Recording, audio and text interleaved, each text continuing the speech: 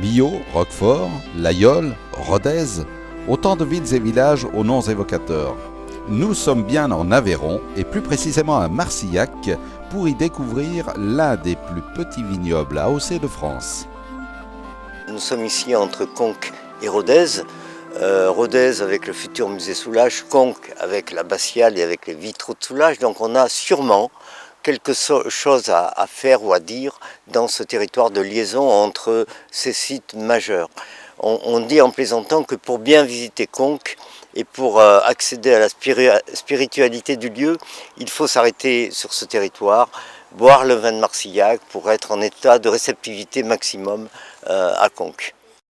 Fin octobre, c'est la période des vendanges à Marcillac et nous retrouvons tout naturellement Philippe Tellier dans ses vignes. Il est le descendant d'une longue lignée de vignerons et aussi le président de l'AOC Marcillac. La vigne, comme ses habitants, a ses racines bien ancrées dans ce terroir. La vigne est là depuis plus de 1000 ans, puisqu'on a retrouvé des dons de vigne au mois de Conques en l'an 900 et des poussières. Et elle a occupé 5000 hectares, ce qui est très important. Donc aujourd'hui, il est resté moins que ça, mais il a été replanté de 5 hectares. Aujourd'hui, il y a une cinquantaine de vignerons, 39 sont regroupés en caves coopératives et une douzaine de caves indépendantes, de domaines indépendants. Alors la production à Marcillac atteint les 8500 hectos les bonnes années, en moyenne on est à 8000 hectos. Il faut dire 1 million de bouteilles. La production de Marcillac en général est commercialisée pour une grande partie localement. Alors selon les structures que nous avons en place, c'est-à-dire pour les gens qui sont en cave coopérative, eux ils ont plutôt un marché un peu plus important sur la grande distribution. Pour ce qui est des domaines, c'est plutôt un marché de cavistes et de restaurateurs. Et pour certains domaines, l'exportation représente quand même quelque chose qui est important. Et maintenant, les conseils du vigneron pour bien cueillir le raisin. Donc voilà une grappe qui est parfaite, donc on va aller la couper dans sa partie verte à la queue. On va observer, on va s'apercevoir qu'il y a 2-3 grains qui ne correspondent pas à la qualité.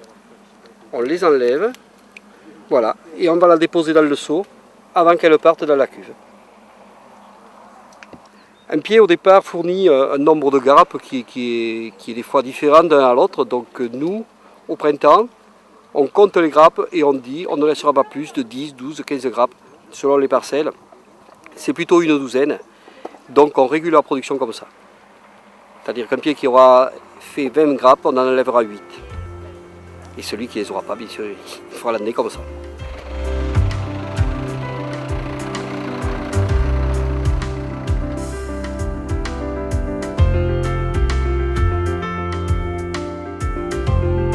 Les vendangeurs viennent bien entendu pour le salaire calculé sur le taux horaire du SMIC, mais certains viennent aussi pour se changer les idées. Et vous savez, quand on est à la retraite, ça permet de, de se distraire un peu et ça rompt la monotonie.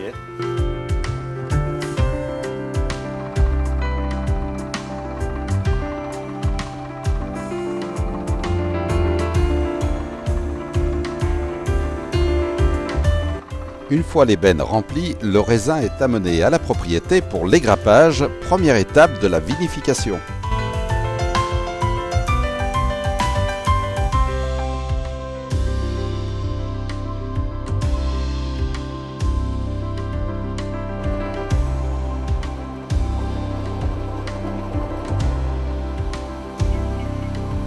À quelques kilomètres de Marcillac, Salles-la-Source cache encore quelques caves creusées à même le rocher et où l'on travaille encore le raisin de façon traditionnelle. Donc ici on se trouve dans une cave à 2 niveaux, c'est-à-dire le premier niveau c'est la fabrication de la vendange avec les cuves, les tonneaux. Donc la vendange est préparée ici, est mise en tonneau, le vin est mis en tonneau tout l'hiver. Et au printemps, en avril-mai, avant les grandes chaleurs, tout le vin est transféré dans la cave qui est en dessous pour éviter de la fermentation, que le vin se conserve. Donc ces caves sont faites dans du rocher carrément, une partie du mur c'est du roc, et une température constante l'été en bas à 9 degrés à peu près pour la conservation du vin. Donc ici on se retrouve avec des grosses cuves et un grand tonneau de 2400 litres à peu près.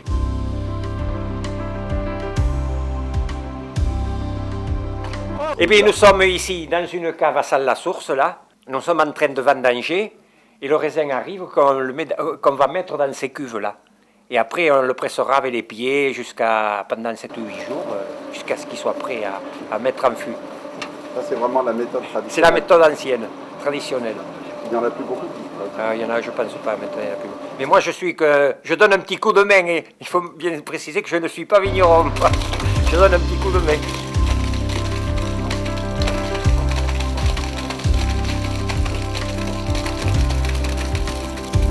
Implanté sur les coteaux de Clairvaux, le domaine Laurent a élaboré un ratafia vendu exclusivement à la cave et distribué auprès de la restauration étoilée. Le ratafia Caresse.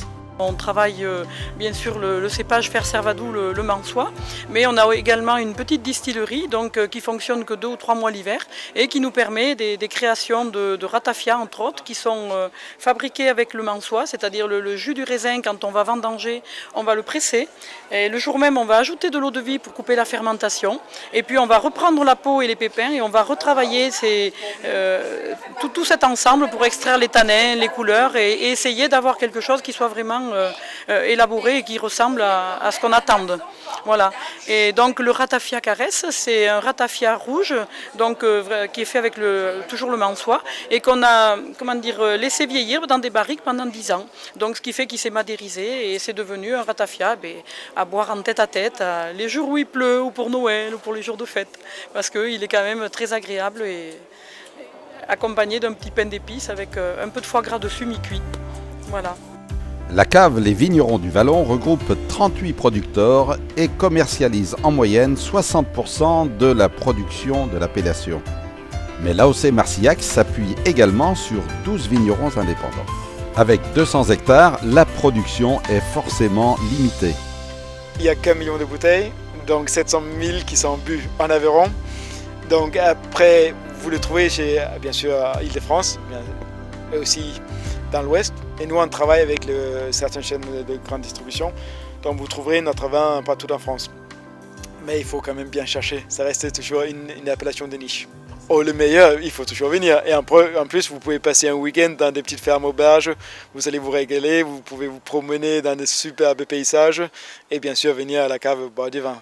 Toutes les caves sont ouvertes tout le temps. Donc on vous reçoit avec grand plaisir. Mais pourquoi cette passion pour Marcillac ?